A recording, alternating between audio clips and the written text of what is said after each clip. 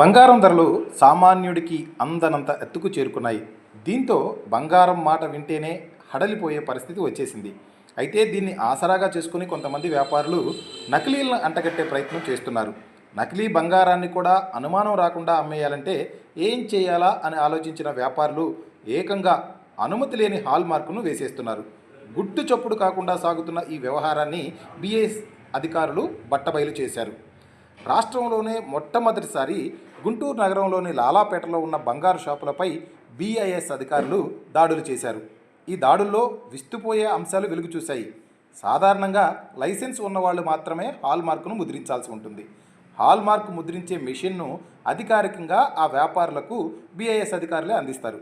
అయితే కొంతమంది వ్యాపారులు ఎటువంటి అనుమతి లేకుండా ఢిల్లీలో లభ్యమయ్యే లేజర్ మెషిన్స్ని తీసుకొచ్చి వాటి ద్వారా నకిలీ హాల్ మార్కును ముద్రిస్తున్నారు.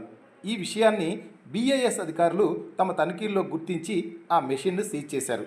బంగారు ఆభరణాలు తయారైన తర్వాత 22 క్యారెట్ల 916 కేడిఎం మార్కును ముద్రిస్తారు.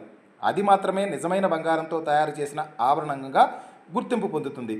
అయితే ధరలు పెరుగుతున్న నేపథ్యంలోనే వినియోగదారులను బురిడీ కొట్టించేందుకు ఎటువంటి అనుమతి లేకుండా ఈ హాల్ మార్కును వేస్తున్నట్లు అధికారులు తేల్చారు. లాలాపేట కేంద్రంగా ఇటువంటి మోసం వెలుగు చూడడంతో అటు అధికారులు ఇటు వ్యాపారులు ఆశ్చర్యపోయారు. ఇక రానున్న రోజుల్లో రాష్ట్ర వ్యాప్తంగా దాడులు చేసేందుకు బిఐఎస్ అధికారులు సిద్ధమయ్యారు. చిరు వ్యాపారుల వద్ద బంగారు ఆభరణాలు కొనుగోలు చేసే చిన్న వినియోగదారులు బీ కేర్ఫుల్. ఆదమరిచారంటే కల్తీ బంగారం అందుకున్నట్లే.